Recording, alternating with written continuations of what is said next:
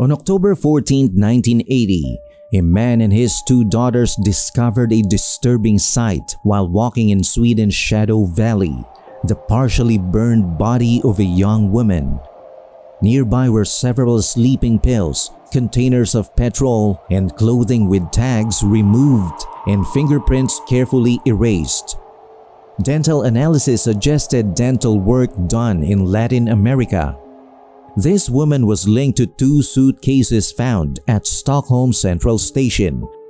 Inside were various items, including a prescription cream bottle with a doctor's name scratched off, glass pieces with incomplete fingerprints, and 500 German marks hidden in lining, equivalent to roughly $350. Investigators revealed that the woman had traveled across Europe by train using 9 different identities. Among her belongings were diaries with cryptic entries later decoded as a list of her travel destinations. Witnesses describe her as a skilled master of disguise, frequently changing wigs and proficient in several languages. One witness recalled encountering her 5 days before her body was found. She appeared distressed and was followed by 2 menacing men. Despite reporting this encounter to the police, he was told to forget about it, with an officer ominously declaring that the case would never be solved. On the night of November 11, 1975, Nathaniel Cruz found himself in the midst of an uncanny occurrence. Fresh snow had blanketed the landscape, but what caught his attention were the bizarre marks left behind. These marks resembled hoof prints, measuring between 1.5 to 2.5 inches in width and spaced 8 inches apart. Remarkably, they extended for over 100 miles across the countryside, traversing straight paths regardless of obstacles such as buildings, rivers, haystacks, and even snow-covered roofs and tall walls. Intriguingly, some prints led up to and descended from small drain pipes as narrow as 4 inches in diameter. As word of this phenomenon spread, rumors emerged of sightings of a devil-like figure lurking in the vicinity. Determined townspeople armed themselves and set out to track down the mysterious creature, only to be thwarted in their efforts. Decades passed, but the mystery lingered. Then on the night of August 14, 2005, similar strange marks resurfaced in the area, reigniting the enigma that Nathaniel had witnessed years earlier.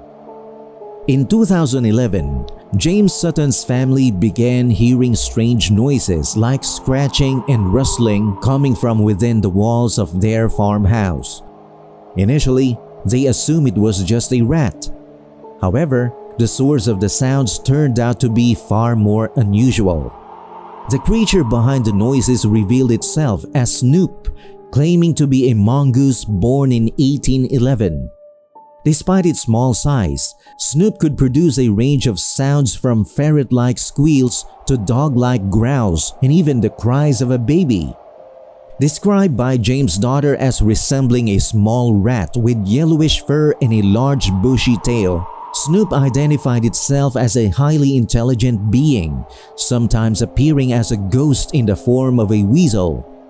It even warned of its unsettling appearance, claiming that anyone who saw it would be overcome with fear. Despite these eerie qualities, James welcomed Snoop into their home, considering it a unique addition to the family. Even years later, before James passed away in 2005, she maintained in interviews that Snoop was indeed a real presence, not a mere figment of imagination. In 2010, the peaceful atmosphere of Whispering Woods, Argentina was disrupted by a terrifying incident that left the town shaken. It all began when Carlos Ramirez, a local resident, went out for a casual night with his friends. Around 2 a.m., as they were chatting and reminiscing about their recent fishing trips, Carlos decided to capture the moment on his phone. Suddenly, their laughter was interrupted by a disturbing noise, sounding like rocks being thrown. They felt silent, trying to figure out where it was coming from. Their anxiety grew as they noticed movement in the nearby grass, initially dismissing it as an animal. But what emerged from the shadows was beyond anything they could have imagined. It was a bizarre figure, resembling a deformed gnome with twisted features slowly appearing before them. Its strange limbs seemed to move menacingly as it stared at them with malevolence. A sense of dread washed over the group as they realized they were face to face with something inexplicable.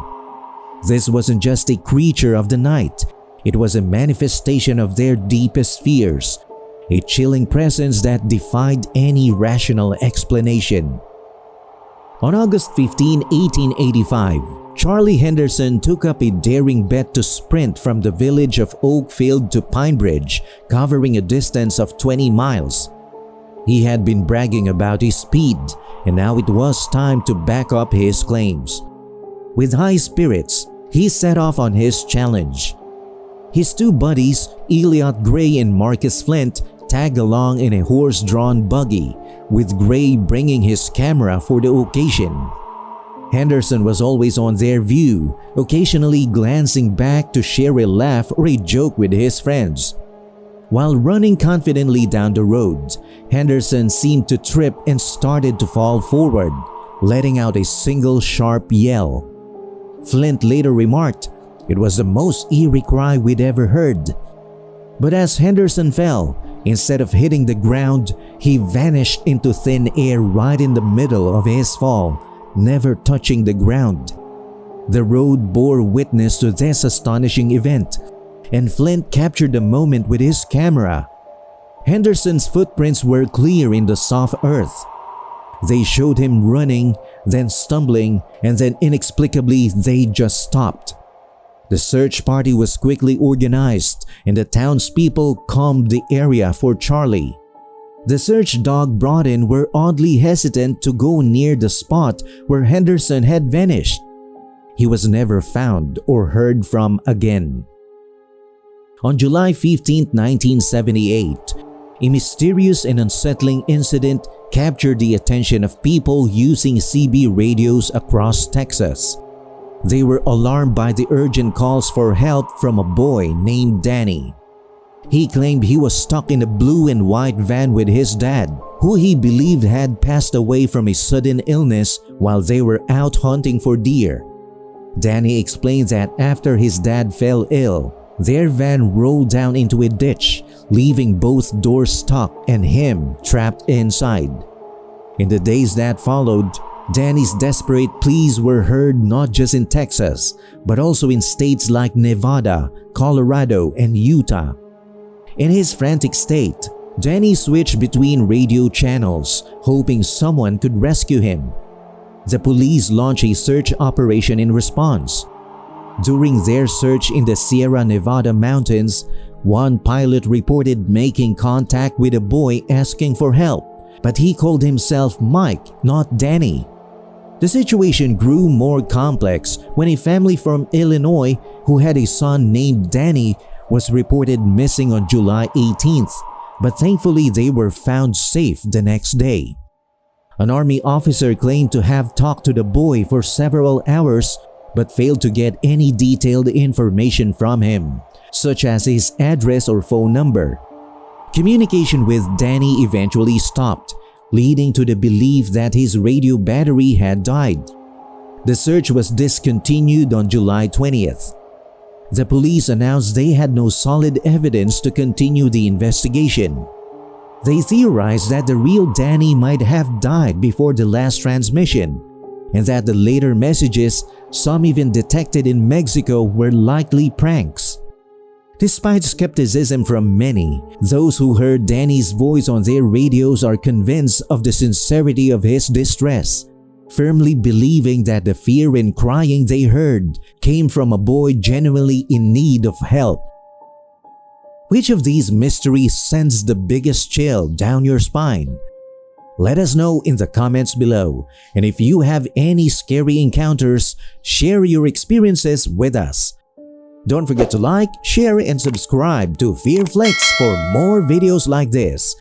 Thanks for watching and see you at the next one.